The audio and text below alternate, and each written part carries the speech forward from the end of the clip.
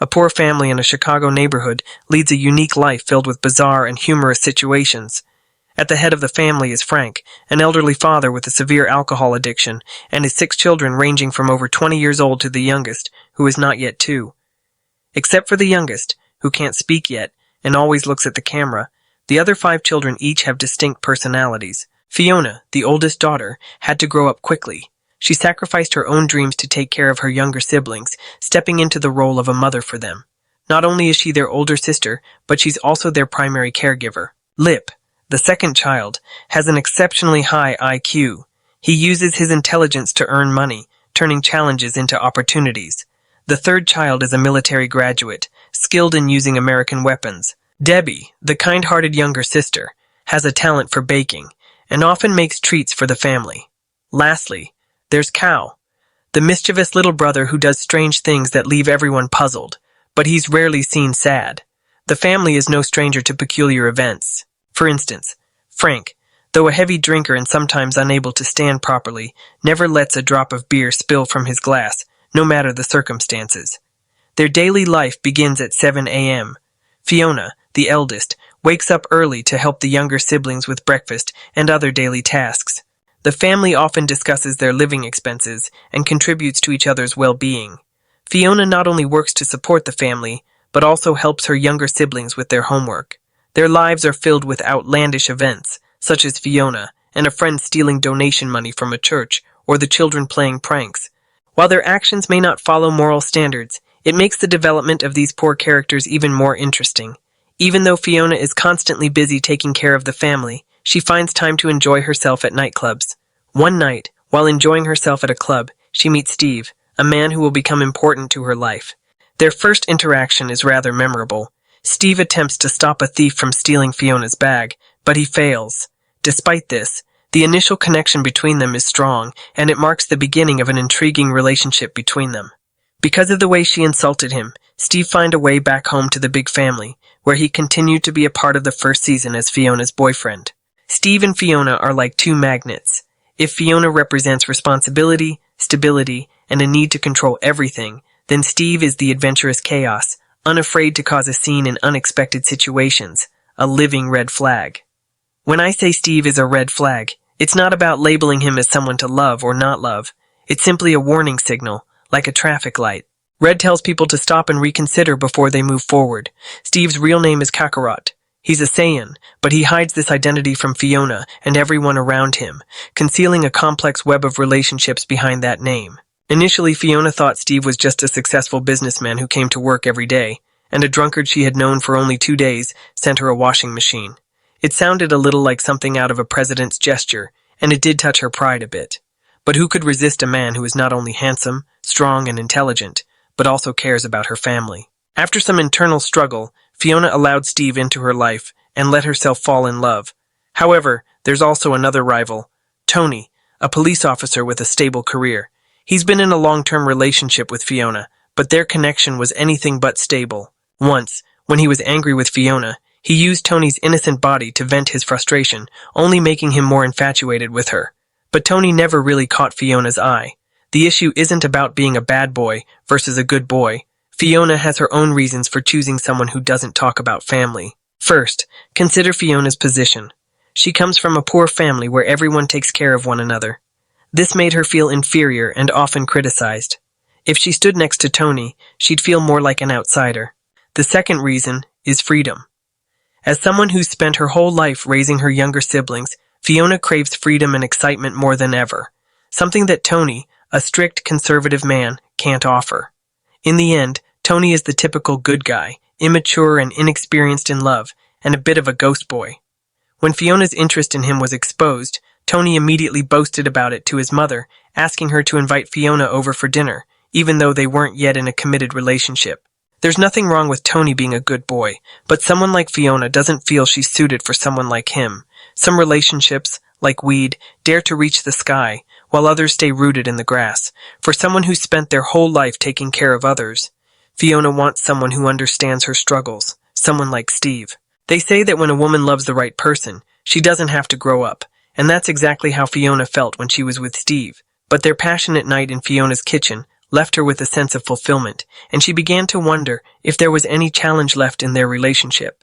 Steve came back to demand a relationship, but Fiona, with the current situation, refused. She didn't want her already struggling life to become tangled in an unpredictable variable called love. Steve, recognizing the defensive stance Fiona had taken, understood the signals and didn't want to push further. Instead, he retreated, giving this independent woman space to maintain her sense of self. If you want to know how to win over a strong and independent girl like Fiona, watch the movie and learn how Steve approaches the challenge. His actions are a lesson in patience and respect, as he quietly works his way into Fiona's life without forcing her to change her own. Despite his retreat, Steve often shows up at Fiona's house, not in the way a typical heartbreaker would, offering casual ice cream dates and shallow distractions. Instead, he arrives early in the morning to prepare breakfast for the kids, seamlessly fitting into their routine. This not only prevents Fiona's day from being disrupted, but it also strengthens his relationship with the Galfer family. As Steve becomes more involved, he starts to act as though he is a part of the family. However, some of his actions go too far. The most extreme example was when he sent Fiona's father, Frank, to Canada, thinking he was causing trouble for the children. Steve believed that Frank, a drunkard, was draining the family's resources, and he took matters into his own hands, taking money when Frank left. From a viewer's perspective, this might seem like an attempt to help Fiona's family avoid further issues, but in reality, it did more harm than good. Fiona, in particular, values her family above all else. The Galfer family, though poor and struggling, only has each other. Once the bond of family is broken, there's nothing left. Steve's decision almost ended his relationship with Fiona before it could even fully begin. Let's shift the focus to another member of the Galfer family, Philip, the older brother. He's introduced as incredibly intelligent, making money by writing essays and taking exams for other students. However, his luck ran out when a professor caught him at the monkey school, a place where students get top grades without really earning them. Instead of reporting Philip, the professor gave him an opportunity. He would go to college using scholarships and loans, with the promise of helping him along the way. If Philip worked hard enough, by the time he turned 30, he could be a CEO, married to a talented Asian wife, or even work with the actor who played Aquaman. For Philip, changing his life is a distant dream, but one that could eventually come true if he stays on the path set for him. The story of his journey is a testament to the unconventional paths people take when life doesn't go according to plan. For now, Lip only sees Karen as a friend, but things between them are beginning to blur. Karen, like many of the characters in the Galfer family, has her own set of challenges. Her family is just as unstable as hers, especially her mother, Mrs. Scheller. She suffers from two rare conditions. The first is a fear of dirt, requiring everyone who enters the house to place their shoes in plastic bags. It might seem strange, but it's something typical in some cultures. The second is agoraphobia, which makes her terrified of leaving the house. Even with virtual reality glasses, she's unable to face the vastness of the outside world without panicking.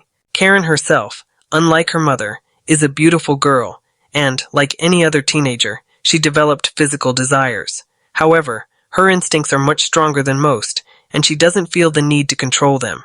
This leads to some awkward and often inappropriate situations, which affect both her relationships and the family dynamic. One of the most awkward moments is when her father accidentally witnesses her behavior in the living room, leading to humiliation that shakes him to his core. While the family situation is chaotic, Lip remains a smart and independent person who generally keeps to himself.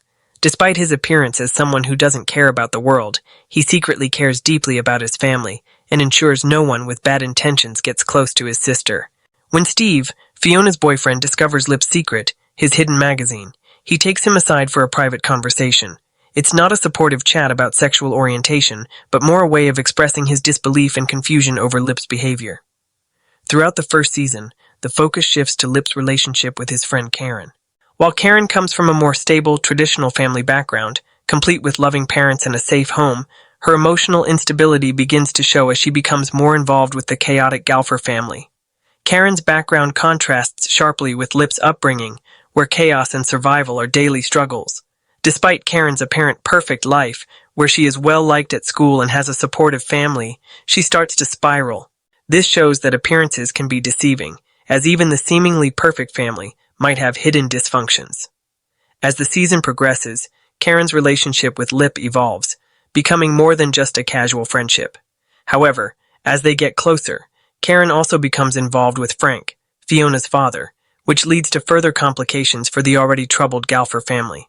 The story begins when the Galfer family undergoes an unexpected event as they decide to take a DNA test. The results surprise everyone. The younger brother Liam, who has black hair, is actually not the biological son of Frank and his wife, but rather the son of Frank's older brother, Clayton. Clayton's family is wealthier, which forces Frank to take some time to explain this truth to his wife. However, despite Clayton having a better life, Frank decides to continue taking care of Liam as one of his own, considering him an integral part of the family. This situation forces Liam to face a difficult decision. Should he stay with his family or return to his biological father for a better life? Regardless, family affection is irreplaceable. In the end, Liam chooses to stay with the Galfer family, leaving behind the wealth of Clayton to stay with his siblings, who have always loved and cared for him. The story of the three older siblings in the Galfer family reflects different aspects of love, responsibility, and sacrifice. Meanwhile, the younger children in the family win the audience's hearts with their innocence, mischief, and adorable actions. Debbie, the youngest sister, always brings joy to everyone. According to Frank, Debbie is an angel sent by God. Even though she doesn't earn money yet, Debbie is always active in calling for donations and contributing to charity, especially UNICEF, throughout the year. Debbie sees the good in everyone, no matter their flaws.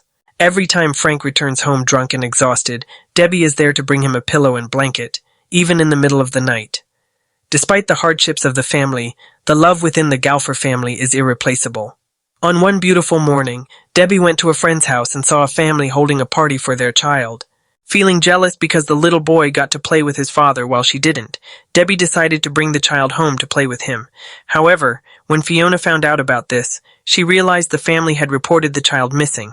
Fiona quickly came up with a plan to return the child to their family. When the Galfer family returned home, they were questioned by family services as every member had a new family.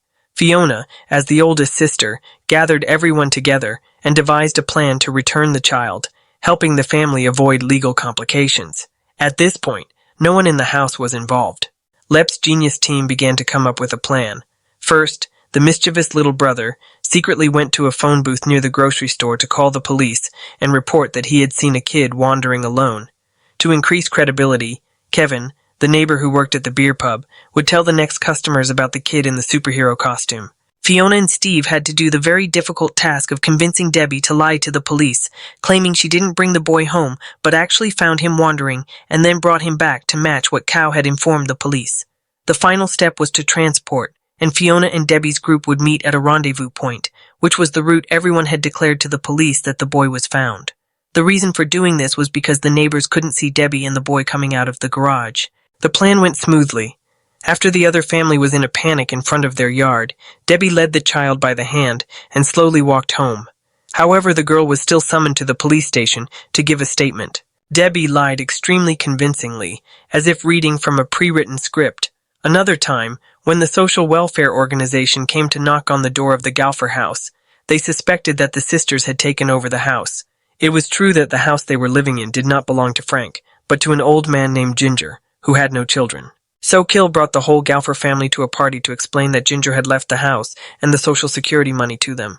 To make it believable, Fiona had to bring Mrs. Ginger back to confirm and hand over the subsidy money. Of course, the welfare department did not accept contact via phone or email, so everyone had to find Mrs. Ginger. It wasn't too difficult to pretend this. They just went to the nursing home and picked an elderly woman with Alzheimer's. However, unexpectedly, when she was brought home, she immediately adapted to the family atmosphere with the children and grandchildren, especially with Debbie, as they both had a passion for cooking for the family. The whole family cooked a few pots of food with the grandmother and hung photos in the living room. The next morning, when the social worker returned, she had prepared a set of 200 questions to expose the best liars, but she didn't expect the person sitting in front of her to be a confused old woman who rambled. As a result, the worker had to sadly leave with the check, unable to continue the investigation. After receiving the subsidy, everyone took Mrs. Ginger back to the nursing home. The happiest moment came when Debbie thought her family had gained another member. Unfortunately, the poor family couldn't afford to feed another mouth, and the nursing home would eventually have to re-examine its residents. The boy, still a primary school student, had a peculiar way of showing his love for animals and hobbies. He often took in stray animals from the street and, in a quirky twist, performed makeshift surgeries on them in the attic. His fascination with kitchenware was another unique trait, often trying to fit everything inside, from plastic superheroes to his pet goldfish. If he had simply been playing with toys or animals, it wouldn't have led to his expulsion from school. However, at school, the boy had a tendency to bully and even beat up his classmates, which eventually led the principal to call his family in for a meeting. The only adult responsible at the moment was the boy's father, Frank. Despite being legally responsible for his children, Frank was highly afraid of going to school. So, even though he brought the older siblings along to act as guardians, the principal still wasn't satisfied until Steve, Fiona's partner, stepped in. With his sharp observation skills, Steve noticed a toy displayed in the principal's office, an item from a well-known indie band that had long since disbanded. Through a conversation about their shared interests and perhaps a little herb-induced relaxation, Steve managed to find a solution that would prevent Cow from being expelled from school. After the tension eased, the family focused on guiding the mischievous and stubborn child. Surprisingly, the best way to teach Cow was not through violence or harsh words of reprimand, as Fiona initially thought. Instead, it was through understanding and compassion. Fiona told him, "We love you and need you in this family and this house. If you want to make friends at school, you don't have to hit people. You can simply gossip, use words like, 'I heard,' and you'll have the support of others online." If Chow wanted to get physical, Fiona offered alternatives like joining a local scrapyard to destroy things or enrolling in a karate club to help channel his energy in a more productive way. The Galfer family, as chaotic as they were, understood that Cow wasn't a bad person. He just showed love differently from his peers. In the family, the youngest child, Lim, was different from the others. Despite having black skin, Lim had never faced discrimination in the Galfer household. Even Frank, despite his many flaws, recognized that children are innocent, and when his ex-wife left, he took in a son who was not of his own blood. The family had moved beyond the idea of bloodlines and embraced one another with unconditional love. However, problems arose when Frank's ex-wife came back to claim Lim, demanding that the family divide the youngest son. She wanted to take Lim back to raise him with her new partner. To keep Lim, Fiona had to regain custody from his parents, but the law stipulated that she needed to earn at least $32,000 a year to qualify for custody. With her income only a fraction of that, Fiona found herself in a difficult situation. Despite this, Fiona was determined to fight for Lim, and even though Monica, her ex-husband's former partner, was a less-than-ideal mother, she couldn't ignore the bond she shared with the family. Through this, Fiona learned that family isn't defined by blood, but by love and care. She realized that family is not about being tied by loyalty or genetics. It's about who stands by you when it matters. Frank, though chaotic and flawed, showed that he understood the importance of family love, even if his approach was unconventional. Frank, if you set aside moral values, is an incredibly interesting character. Despite having no job, he's a regular at the local pub, taking advantage of a loophole in the U.S. legal system to collect unemployment benefits due to a work accident. When that wasn't enough, he borrowed credit even though his name was blacklisted, using the children's names to collect benefits and funds from various deceased relatives. Eventually, Frank even considered applying for a dangerous job, arranging an accident to receive a large insurance payout rather than working or begging. This is how Frank solved his financial problems while raising his children. He might beg for money, but he never misses the fun or a good drink. Frank's energy and charisma could turn even the most introverted people into the life of the party. His life has been filled with challenges, but he handles everything with humor, and every tragedy turns into a comedic story. One of his favorite stories is about how he got his disability benefits after an unexpected accident while working at a food company. While engrossed in his work at the graveyard, a headless chicken came charging at him and caused an injury to his ribs, which left him unemployed from that point onward. Frank is aware of his flaws, and he doesn't deny that he is far from perfect. He once overheard Eddie, who had punched him the day before, talking about his own family struggles, his daughter being rebellious, and his wife being unfaithful. Frank found himself tricked by others, at one point even comforting Mrs. Schur because of the incident involving their children. Things got complicated when he began spending more time with her, which led to some awkward situations, including an accidental moment where he allowed a towel to fall. Despite his missteps, Frank continued to find comfort in his routine. His chaotic lifestyle allowed him a steady place to return to each day, with 3 meals a day, a place to sleep, and the freedom of not having to work. However, despite these simple comforts, things began to shift, especially when his daughter Ken became involved in a troubling situation. Despite multiple incidents of harassment, Frank's actions led him to realize the gravity of his mistakes. He felt truly guilty for the way things had played out, especially after an unfortunate incident with Ken. He stood at the door, pleading for forgiveness from Lip, but all he received in return was a pile of warm clothes. The Galfer family, though imperfect and unconventional, was filled with people who deeply cared for one another. They weren't perfect puzzle pieces for each other, but they made it work by sticking together through thick and thin. They helped each other when they faced problems outside the family. In the story, there is also a comedic and passionate young couple, Kevin and Veronica, whose story provides some light-hearted moments. The plot around them is just as interesting, and watching the full movie would give you a better understanding of these characters and their journeys. The dynamics within this family are complex, but the love and care they share for each other is the foundation of everything.